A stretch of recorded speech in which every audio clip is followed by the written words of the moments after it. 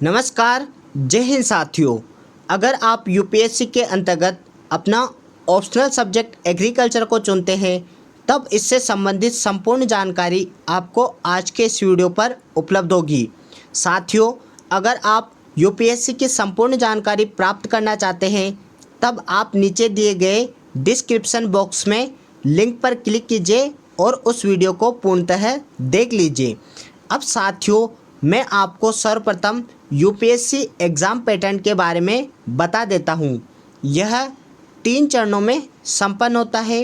पहला, pre exam प्रारंभिक परीक्षा, दूसरा मेन एग्ज़ाम मुख्य परीक्षा और तीसरा होता है इंटरव्यू साक्षात्कार। अब हम एक एक कर संपूर्ण जानकारी प्राप्त कर लेते हैं। प्रत्येक परीक्षा के मार्क्स व उसके समय व प्रश्न पत्र पर हम चर्चा कर लेते हैं। पहला है प्री एग्ज़ाम प्रारंभिक परीक्षा। यह मुख्यतः जून जुलाई के अंतर्गत संपन्न होता है और इसमें 2 पेपर लगते हैं, GS1 और GS2। GS1 होता है जनरल स्टडी का और GS2 होता है CSET अर्थात सिविल सर्विसेज एप्टीट्यूड टेस्ट का यह पेपर होता है। प्रत्येक प्रश्न पत्र 200 नंबर का होता है, टोटल 400 नंबर, और प्रत्येक प्रश्न पत्र के लिए आपको 2 घंटे का समय मिलता है। और साथियों, आपको केवल प्री एग्ज़ाम 33% से अधिक अंक लाकर आपको पास करना होता है और इसके अंक आपके मेरिट लिस्ट में नहीं जुड़ते हैं। अगर आप यह परीक्षा पास करते हैं तब आप मेन एग्ज़ाम के लिए एलिजिबल होते हैं। अब साथियों, मेन एग्ज़ाम पर हम चर्चा कर लेते हैं। मेन एग्ज़ाम मुख्य परीक्षा मुख्यतः नवंबर दिसंबर के अंतर्गत संपन्न होती है और इसके अंतर्गत 9 पेपर लगते हैं और 1750 नंबर के यह पेपर होते हैं। प्रत्येक प्रश्न पत्र के लिए आपको 3 घंटे का समय मिलता है और मेन एग्ज़ाम के नंबर आपके मेरिट लिस्ट में जोड़े जाते हैं और इनसे जो मेरिट बनती है वह आपके डिसीजन करती है कि आपका सिलेक्शन हुआ या नहीं। अब प्रत्येक प्रश्न पत्र पर हम चर्चा कर लेते हैं कि 9 प्रश्न पत्र कौन कौन से होते हैं। पहला होता है, आप 18 भारतीय भाषाओं में से कोई सी भी एक भाषा चूज कर लीजिए और पेपर दे दीजिए। यह 300 नंबर का होता है, 3 घंटे आपको समय मिलता है, किंतु यह प्रश्न पत्र आपको पास करना होता है। इसके नंबर आपके मेरिट लिस्ट में नहीं जोड़े जाते। दूसरा प्रश्न पत्र इंग्लिश लैंग्वेज में होता है और 300 नंबर का 3 घंटे आपको समय मिलता है और इसके नंबर भी आपके मुख्य मेरिट लिस्ट में नहीं जुड़ते हैं। अब बाकी जितने भी एग्ज़ाम होंगे प्रत्येक 3 घंटे का होगा और 250 मार्क्स का होगा और प्रत्येक प्रश्न पत्र के नंबर आपके मेरिट लिस्ट में जुड़ते हैं। देखो, तीसरा पेपर होता है ऐसे राइटिंग निबंध लेखन।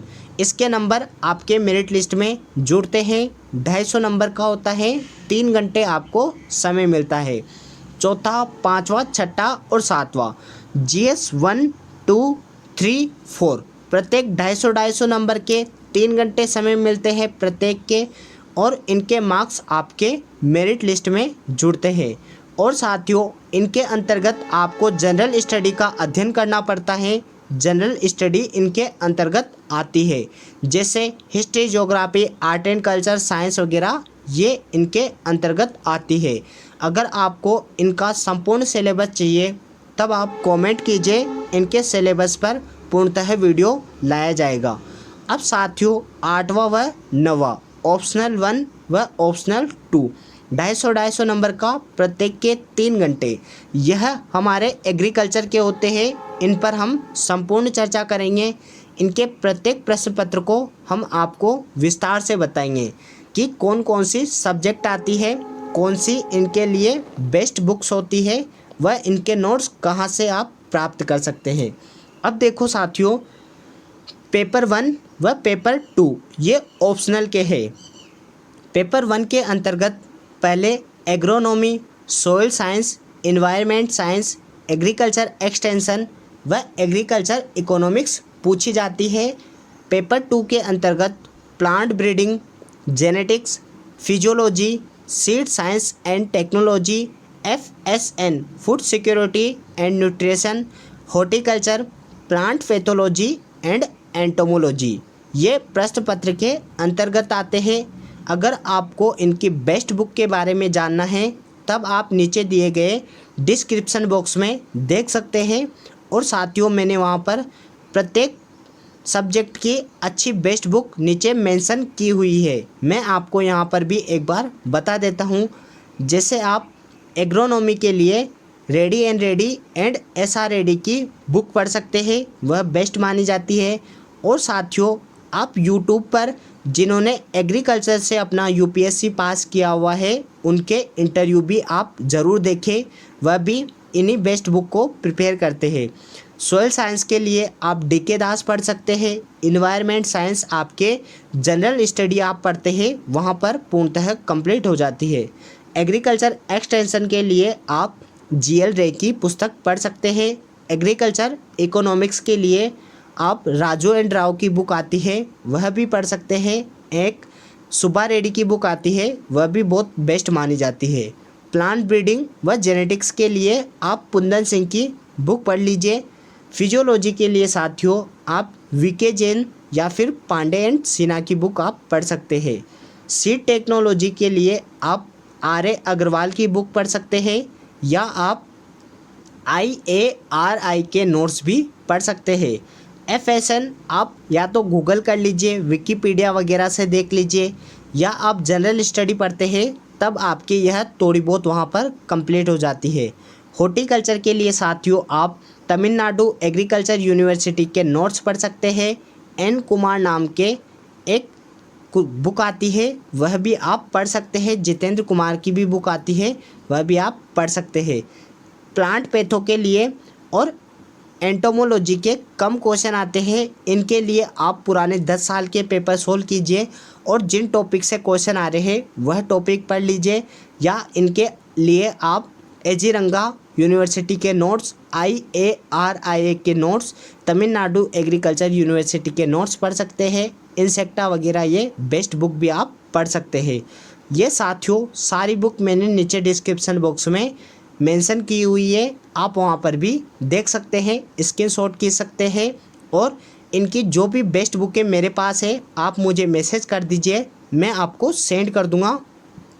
इनकी मोस्टली बेस्ट बुक मेरे पास इंग्लिश में अवेलेबल है तो आप मेरे से भी ले सकते हैं। और अगर आपको पुराने 10 साल के पेपर चाहिए तो आप मुझे मैसेज कीजिए, नीचे दिए गए डिस्क्रिप्शन बॉक्स में लिंक दी हुई है, वहाँ से आप मुझे मैसेज कीजिए, मैं आपको इनके पुराने 10 साल के पेपर, इनकी बेस्ट बुक जो भी हो सकता है संभव आपको अवेलेबल करवा दूंगा। और आप चाहे तो हमारे टेलीग्राम व व्हाट्सएप ग्रुप से जुड़ सकते हैं, वहाँ भी आपको यह सब कुछ अवेलेबल हो जाएगा। अब साथियों इंटरव्यू होता है तीसरा चरण साक्षात्कार, फरवरी अप्रैल के अंतर्गत यह संपन्न होता है और 250 मार्क्स का यह होता है। किसी भी भाषा में आप दे सकते हैं, हिंदी या इंग्लिश, और मेन एग्ज़ाम के 1750 और 250 जुड़कर 2000 में आपकी 2000 नंबर पर आपकी मेरिट लिस्ट बनती है, उनसे आपकी मेरिट लिस्ट बनती है, फिर आपका नंबर आता है या आपको कौन सी पोस्ट मिलती है तब आपको पता चल जाता है। अगर साथियों आप UPSC की तैयारी करना चाहते हैं तब आप सर्वप्रथम UPSC के 10 साल पुराने पेपर अवश्य सोल्व करें। अगर आपके को एग्रीकल्चर के पुराने पेपर चाहिए तब आप मुझे मैसेज करें, मैं आपको सेंड कर दूंगा। आप इनके लिए बेस्ट बुक्स, टेक्स्ट बुक्स पढ़ सकते हैं, हैंड बुक वगैरह भी आप पढ़ सकते हैं।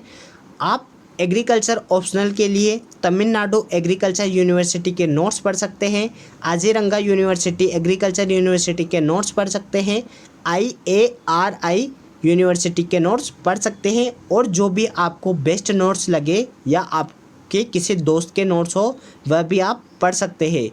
आप UPSC की तैयारी के लिए आप चाहे तो बेस्ट कोचिंग से कोचिंग कर सकते हैं, या कोचिंग नहीं करें तो नोट्स कबाड़ लीजिए, बेस्ट बुक ले आइए, उनसे भी पढ़ सकते हैं।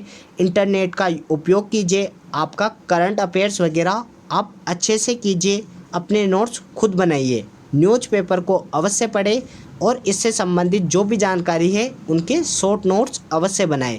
आप इस प्रकार अपनी तैयारी कर सकते हैं और आपको किसी भी प्रकार की सहायता चाहिए आप मुझे मैसेज करें, जहां तक संभव आपकी पूर्णतः सहायता की जाएगी। नोट्स वगैरह आपको प्रोवाइड किए जाएंगे। आप हमारे टेलीग्राम व व्हाट्सएप ग्रुप से जुड़ जाइए, वहां पर आपको मोस्टली कंटेंट अवेलेबल हो जाएगा, मैंने डाला हुआ है। अगर साथियों आपको यह वीडियो अच्छा लगे तो आप वीडियो को लाइक कीजिए, अपने एग्रीकल्चर दोस्त तक इसे शेयर ज़रूर कीजिए। अगर चैनल पर नए हैं तो सब्सक्राइब करना न भूलें, पास में रखे बेल आइकन को ज़रूर प्रेस करें। वीडियो अच्छा लगा तो आप कमेंट बॉक्स में अपने अमूल्य विचार ज़रूर रखें। साथियों इसी के साथ मैं अलविदा लेना चाहूँगा। जय हिंद, जय भारत। एचओ स्टडी ग्रुप, आपका लक्ष्य हमारा उद्देश्य।